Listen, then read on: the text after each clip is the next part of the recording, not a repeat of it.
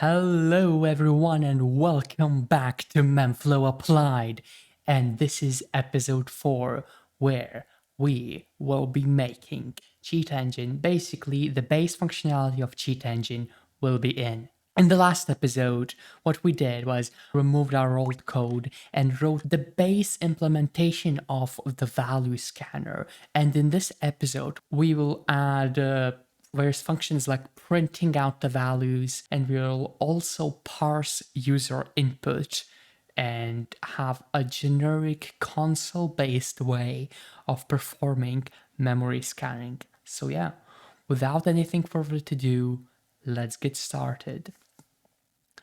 So the first thing, we will go and perform user input. So how are we gonna do it? We're gonna go ahead and have some water.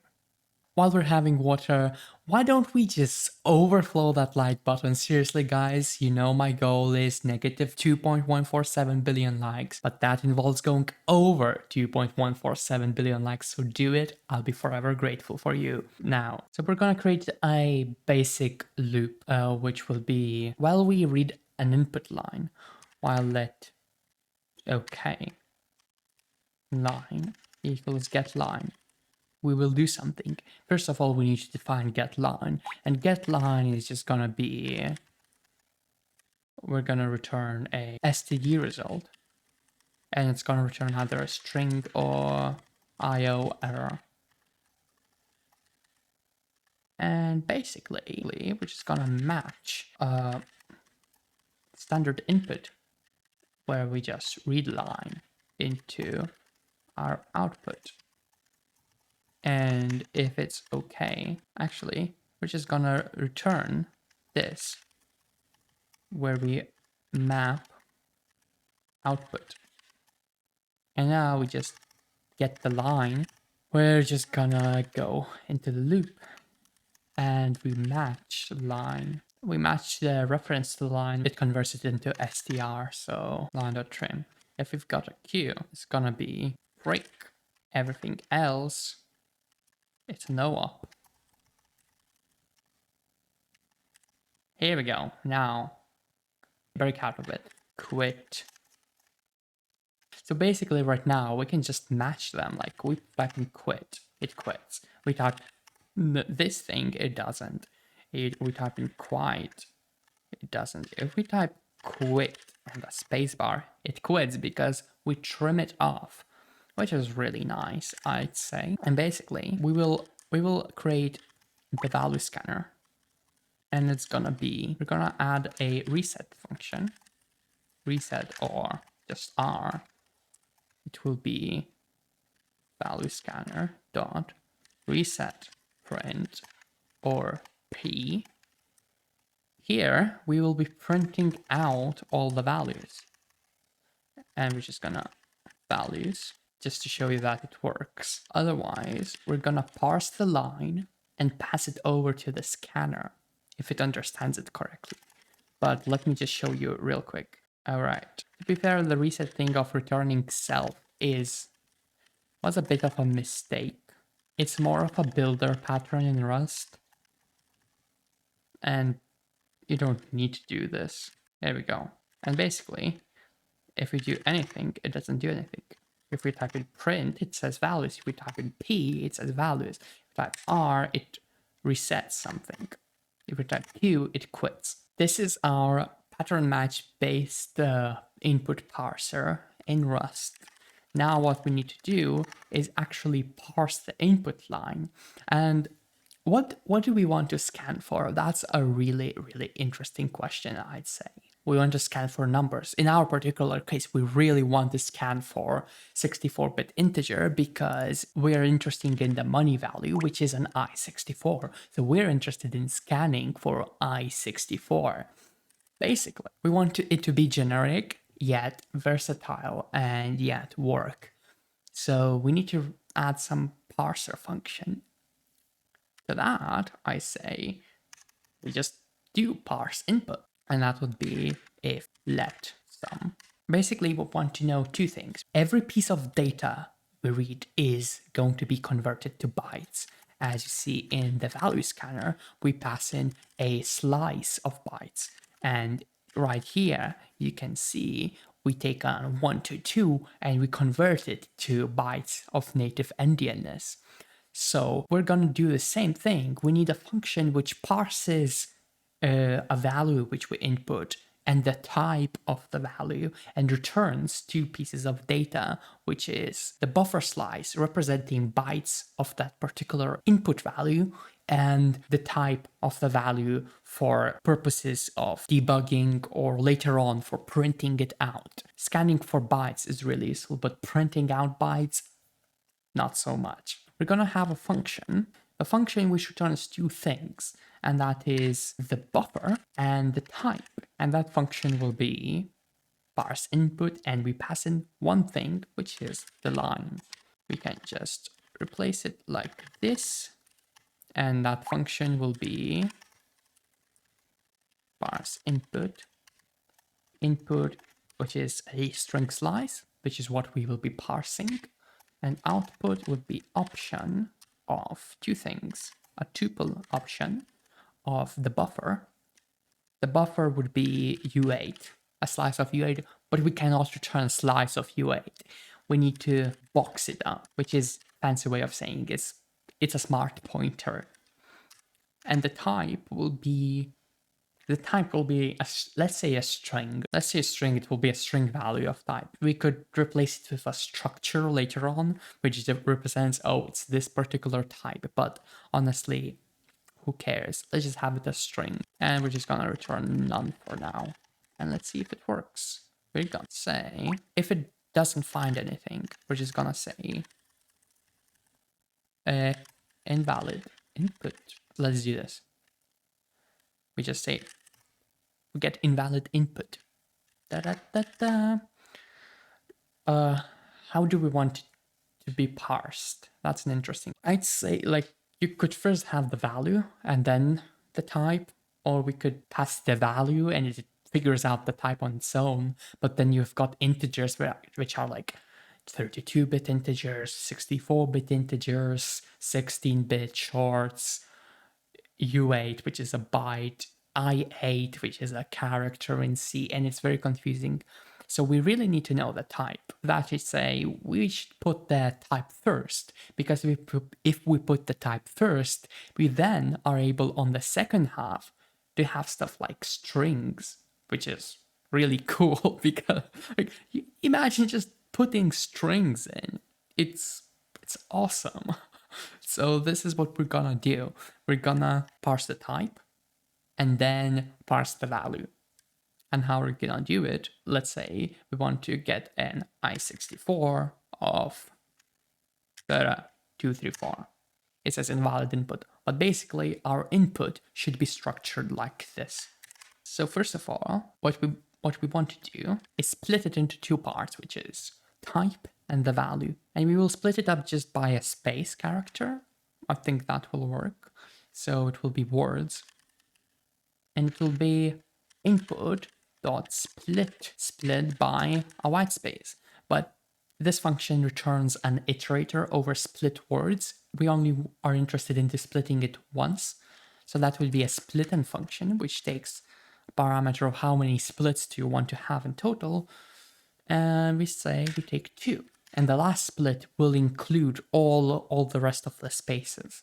So if we pass a string, it will have a string with spaces in it. It's really awesome. Now this is an iterator. What we're gonna do is just have type name and value equals words.next question mark. In case we have malicious input, it will return none.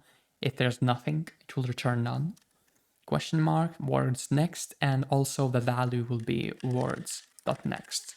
So if we just pass in the type, or just a single random string, the first question mark would unwrap it into the type name. The second one will fail and it will return none to the loop which we wrote. And once that's done, we have our values. Now we just need to match them. Match type name. And how do we match it? Exactly the same. We will, for instance, have I64. Now here's the thing what we could consider. We could have every single match line to return some box, new, whatever, and then type name or like I64. But this gets kind of redundant, I'd say. So to that, I'd say we should ignore the type name for now. And we just should return some box and pass it into the variable, let, for instance, b equals, where anything else results into none. If it results into none, what we're gonna do in here is just use the question mark operator once again. If it doesn't find a particular type name, if it finds a type name which wasn't defined, it will return none. And right here, what we can do is just return some b and type name. And this should work. We just need to write the parser for I64 value dot parse I64. Okay. Because the parser returns some kind of error and we don't really care about it. We just parse this and use a question mark. And if it's okay, now we've got the I64, we just need to convert it to bytes. And that will be the function to native endian bytes. The same function as we had right here. And this boxes it up. It didn't compile very well. We need to convert this to string. Here we go. Now, if we pass in like this, invalid input. If we pass it I64 like this, invalid input, just I64, invalid input, but I64, 1, 2, 3, 4, you see, it didn't print out invalid input because it succeeded. Let's actually print the slice. Will be valid input. Buff and T, I64. And now we've got a buffer, which is I64 is the type and the data is this. These are the individual bytes. And if we just I64 4, it will have 4 right here. I64, whatever this is, it will have all these values in here. And it's little endian because our architecture is little endian. But yeah, this is really cool, I'd say. Now we parse the input. Let's add parsing for some other types. Let's add I32. And what changes? We just change this to I32. And let's compile it. And it fails. The reason is type inference. It's like a little bit bugged right here. This type, B, is a type of box. Box of array of length 8. And this is array of length 4. The 2 native endian bytes. The function didn't really realize that we're actually aiming for box of a U8 slice. It converted to that later down the line. So how we could do that? So basically to solve that, all you have to do is switch to the from functions and it will work really, really well. And we just add the string str and it will work really fabulous. str invalid input, str, my name is Jeff, and you can see over here, you have my 32 name 32, which is a white space, is 32 white space Jeff. Really, really, really awesome, I'd say. One last thing we could actually add is, while we're at here, str UTF-16. Why UTF-16? Well, basically UTF-16 is the string format Windows uses. So what we can do is just convert this to a UTF-16 string. And it's a bit more involved because value.encode UTF-16 basically returns an iterator of U16 values.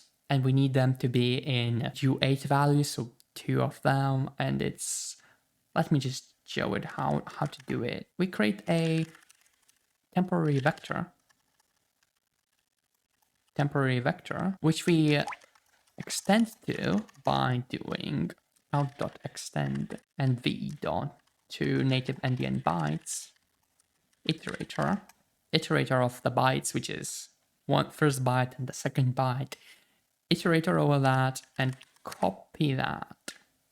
I'd say yeah. And once that's done, now, instead of using box from, we're just gonna do out dot into boxed slice, which makes it rather efficient because it passes the pointer over and it's like doesn't do any reallocations. I think, don't quote me on that. We are missing this. And once that's done, here we go, it compiles. So now str, my name is Jeff. You've got this string, or str utf16, my name is Jeff. You've got a string that's twice as long, and it's roughly the same, but has these zeros in there. Basically, it's really awesome.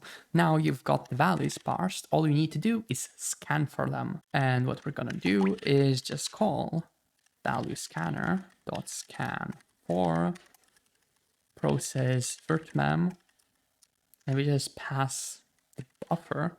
Here we go. Let's just implement the p of values, and that will be basically this function. Literally this function. And it will be matches found. It does matches. The thing with this function in particular, we can solve it by returning an iterator over references of address. Actually, we can just return a vec address because it's a reference we're not able to modify. Here we go. I'd say that's roughly it. And basically, what we're searching for, let's search for 96. And it will be I64 96. We did search for it. And if we press P, we've got 9 matches. And if we update this, got now 95. We've still got 9 matches because we didn't rescan that. Reset and do I64 96. And now print matches. So yeah, you've got that.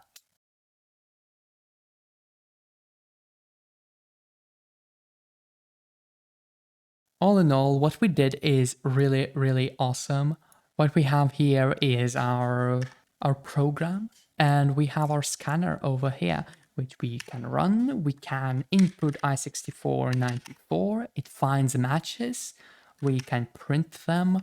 We can change the value over here, and we print it out, and you've got your match right here. Basically, we did this by parsing the command line right here. We have a loop which reads user input and parses commands using really, really nice pattern matching, perks of Rust, and then it allows us to quit, which is very useful, reset the scanner, print out the matches, and also, most importantly, scan for matches. And what we do then is like parse the input. We allow different types of input to be passed through, and it's just really cool, in my opinion, that you can do that. Let's actually try that. Reset this and str Jeff Ori. We've got a match, which is awesome, I gotta say. And yeah, we did this with really, really elegant code. And in the next episode, what we're gonna do is actually go into the filtering of data, which is rescanning with different values and finding out what changed and dropping out like other values which didn't change at all. All in all, it's gonna be a really useful episode, and thank you guys for watching this one. Definitely hit that like button, overflow it, and hit subscribe, that bell icon, ping, hit every single button other than dislike. Don't hit it, don't touch it. And yeah, pop down in the comments below what you think of this video. If there are any suggestions, I will appreciate that. Any feedback, your support is also really incredible. I love it so much. Thank you. Thank you. I read every single comment and it's keeping me alive. So yeah, thank you very much for watching, and my name was Heap. Yours wasn't defined. See ya.